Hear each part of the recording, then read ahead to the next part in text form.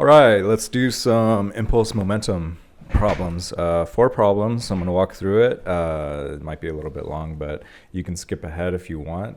The important thing when we do these is we draw some pictures first, and then we'll take that diagram and then we'll translate it into math, and then we just solve for the unknown.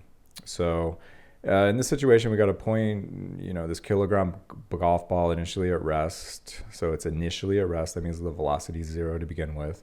And then it ends up with a speed of 25 meters per second when the club hits it. They're in contact for that's milliseconds. So we're going to need to transform that. So before we begin, let's go ahead and do that. So we know that the change in time, 2 milliseconds. 2 milliseconds, that's 1,000.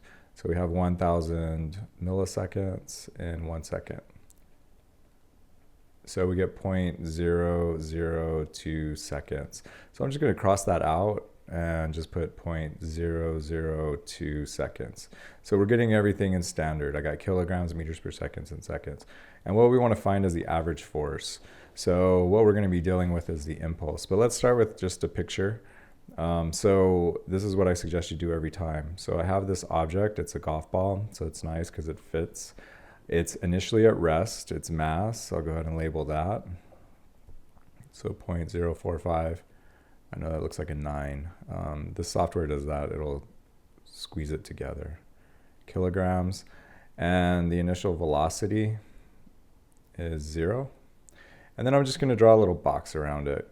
That's my initial. I'll just do that this first time. So this is my initial condition. And then the club hits it. So I'm going to leave a space here. This is where our force is applied. But I know the final. I don't know exactly, like the velocity is probably going to be up in that direction. We're not concerned about that. We just need to we just know the speed. So we know that it's moving. It's moving that way. The mass stays the same. I'm not going to rewrite that. All right, let's go ahead and just do it because the mass didn't change. 4.5 kilograms, and the final velocity is going to be the 25 meters per second. So this is my final condition. The ball is flying through the air with that velocity. So I'm just going to go ahead and write final up here. Again, I'm not going to do this after this example. I'll skip this initial and final. Just know that this is the setup. I'm just drawing a diagram. And in between the initial and final, I had some net force applied. And I don't know what that is, so that's what we're going to be determining.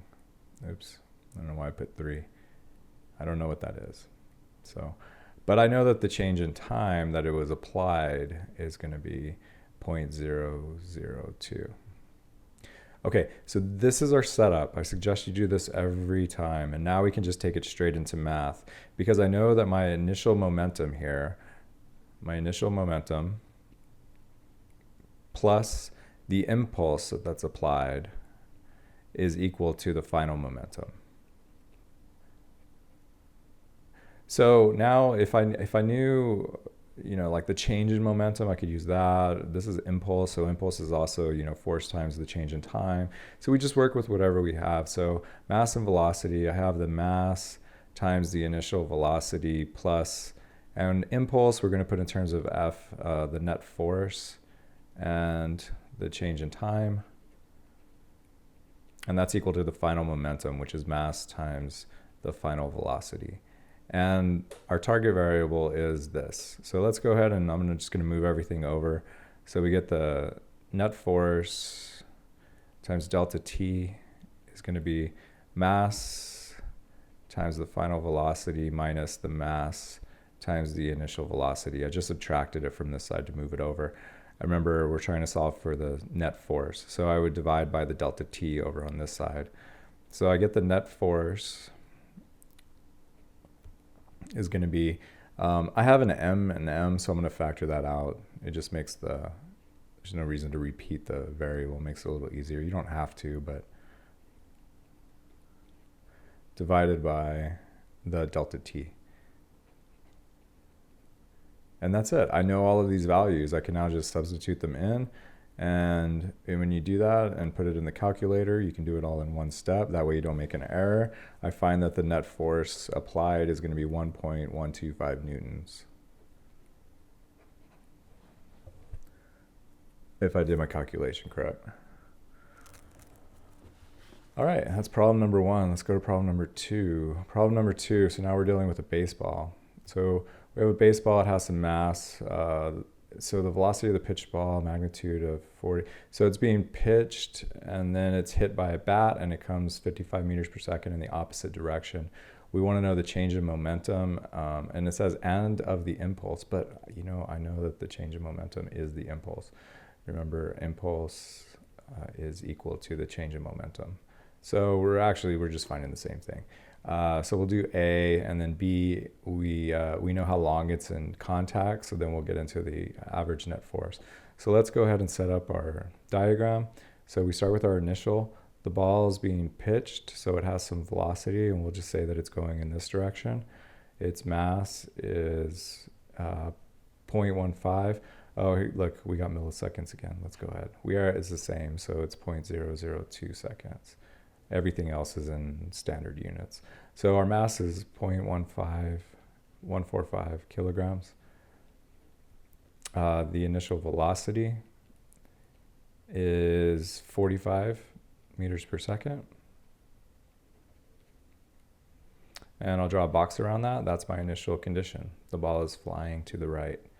So it flies, and then boom, there's an impulse applied to the ball, and the ball ends up with an opposite velocity of magnitude 55. So the mass did not change. We didn't knock the cover off of it or anything. Kilograms. The velocity is opposite in direction. So I had this one as a positive, so I'm going to make this one negative. And the magnitude is 55. And that's my final. Okay, so we're trying to find the change in momentum. So my change in momentum is going to occurs somewhere between the initial and the final. So the sum of this is going to be equal to this. So let's go ahead and get it into math. So we have the initial momentum plus the change in momentum is going to be equal to the final momentum. And I'm doing this because I just want to keep like the same strategy. I don't want to change up what I do every time that I have one of these problems. Now we're trying to find change in momentum. That's our target variable. So let's go ahead and subtract the initial. So I have the change in momentum is going to be the final momentum minus the initial momentum. And now I can get my mass and velocities. So the change in momentum is going to be, that's final momentum, so mass times the final velocity minus the mass times the initial velocity. And factoring out the m, I get the mass times the final velocity minus the initial velocity. So put that in the calculator. I know the mass, I know the final, I know the initial, and we get a change in velocity of negative 14.5 kilogram meters per second. That would be my change in momentum, which is also my impulse. So that's part A. Part B. Part B says, okay, we know the impulse. If the ball was in contact for 0.002 seconds, what's the magnitude of the force applied? And so now we just go to the definition of impulse. So the impulse, or the change in momentum, is equal to the average force times the time period in which it occurred. So I want to find the net force, so I divide the delta t, and what I get is that the net force is going to be the impulse divided by time. So my net force is going to be, the impulse we found is negative 14.5 divided by the change in time, which is 0.002 seconds. We divide that, we get that the net force applied to the ball by the bat is negative 7,250 newtons. Yeah? But we want the magnitude. So we know that the direction is opposite to the initial, it's in this direction, the net force was applied in this direction. However, they want the magnitude. The way that we write that is like this. That's the magnitude. So the magnitude of the net force would be 7250. It's just the absolute value. And there's my answer. Problem 3. So now we're dealing with a hockey puck. Just scanning through, we see kilograms, meters per second. That's seconds, newtons. Everything's in standard units, so that's okay. So we have a hockey puck moving. It's moving on an icy, frictionless horizontal surface. The puck is moving to the right initially with 3 meters per second. We need to find the velocity of the puck. That should be of, not faux. The magnitude and direction after we have some impulse. And then we're going to change the impulse and see what happens. So let's set up our situation. So I have a puck, and initially it's moving to the right at 3 meters per second. So we know the mass is 0.160 kilograms, and the initial velocity is 3 meters per second. We're defining right to be positive. I'll put a box around it since this is my initial condition. Okay. There's a force applied. So the force, there's some force applied maybe by a hockey stick. A force of 25 newtons to the right. So the force is in this direction. And it's 25, so that's a positive since it's moving along in the same direction. 25 newtons. And then I'll go ahead and put my delta t because it's touching it for 0.05 seconds. And then we get some final condition. I'm drawing the box first, but it doesn't matter. So I can assume, since it's moving in this direction and the impulse is in the same direction, I'll go ahead and assume that the velocity is in this direction. We're going to calculate it and we'll make sure, but I'm predicting that it's going to be in the same, and I think that's a safe prediction. 0.160, and what we're trying to find is that final velocity. So now we take all of this and we're going to put it into math. So the sum of this is going to be equal to this momentum-wise. So I have the initial momentum plus the impulse is equal to the final momentum. All right. Initial momentum, that's going to be mass times the initial velocity plus impulse. I want to put it in terms of F and T. So I get the net force times the change in time. It's going to be equal to my final momentum, which is mass times the final velocity. We're trying to solve for final velocity, so I'll just divide everything by m. I'm going to write it the other way though. So my final velocity would be my mass times the initial velocity plus the net force, the average net force, times delta t divided by mass. These do not cancel because I have addition here and there's no mass over here, so we can't cancel. So you just put everything in. We know all these numbers. You put it all in and you get a final velocity of 10.8125 meters per second. It's part A. All right, part B. So instead, we're going to have a force of 12 newtons directed to the left. So these are, you know, it's kind of the same setup except for my velocity. But what's changing here? Let me just sketch it out. So we have some initial, the puck is going this way, but now my net force is in the opposite direction. So my net force is going to the left, and it's 12 newtons. But since it's going opposite to the initial, that's going to be a negative. And the delta t is still the same. It's from 0 to 0.05. Sorry, delta t is 0.05 seconds. So now I don't know which way the velocity is going to be. Is it going to stop it? Is it just going to slow it down? Is it going to make it switch directions? So I don't know. Mass stays the same. Initial velocity stays the same. So we have 3.16. The mass over here is going to be 0.16, and the final velocity is what we're trying to figure out.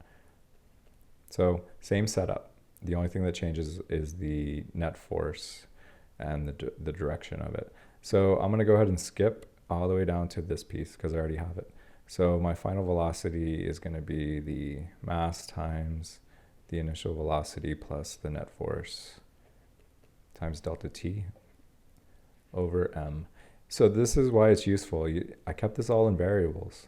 I kept it all in variables. Now I got another problem, but it's similar. The only thing that changes is this quantity here. So I have an equation that I can use. If you had plugged in all your values here, you'd have to go back and set this all up and do it again. But now I can just calculate it, and what I get is that the final velocity is going to be negative 0.75 meters per second. So that means that the puck afterwards is moving in the opposite direction. All right, last problem. Let's talk about the space shuttle. So an engine on the orbital maneuvering system, the OMS, on a space shuttle exerts a force of 26,700 newtons for 3.9 seconds, exhausting a negligible amount of fuel. This matters sometimes. So it's saying that it doesn't matter because it's so small relative to the mass of the shuttle that we don't care about the change in mass. So all we need to concern ourselves with is the change in velocity. So it says, what is the impulse of the force for this time period? What's the change in momentum? But these are the same question. The change in momentum is the impulse, and they're the same thing. So A and B will be the same. So A and B, we can do those as one. And then what is the change in velocity? So we don't have an initial velocity, but we'll talk about that one in a second. Let's draw our picture. So I have a shuttle. It has some mass. The mass is 95,000 kilograms. Its initial velocity, I don't know. So it's just VI.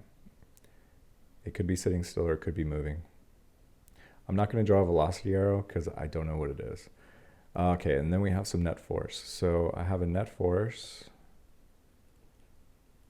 and the net force is 26,700. That comes straight out of our problem, 26. And I'm just going to say that it's this way because it doesn't specify, so we'll just say it's in this direction. And it's applied for a time period of 3.90 seconds. And then we have some final velocity, which I don't know what it is. The mass, again, it was negligible, so we'll just keep the same mass. And I have some final velocity, but I don't know what it is. First two questions, what is the impulse? Well, I don't need to set this all up into, we're going to use, for C, we'll do that. So let's just answer A and B. So let's move that over here. A and B. It's just asking for the impulse. And we know that impulse is going to be my net force times the change in time. So my impulse and my change in momentum is going to be the 26,700 times 3.90 seconds. So I get my change in momentum, or my impulse, is equal to 104,130. So there you go. There's the answer to A and B. C, what's the change in velocity for this impulse? So since we're talking about velocity, we got to get into momentums. So let's get everything translated into mathematics. So we get the initial momentum plus the impulse is equal to the final momentum. So these come straight down. My initial momentum is going to be mass times the initial velocity plus the impulse.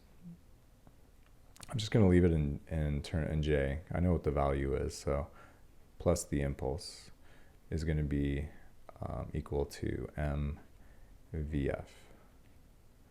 Okay, we're trying to find the change in velocity. Change in velocity is delta v, which is vf minus vi. So I need to get this somewhere. So we're going to take this and move it over here, and then we'll pretty much be there. So what I get is that the impulse is going to be the mass times the final velocity minus the mass times the initial velocity. So the impulse is factoring out the mass,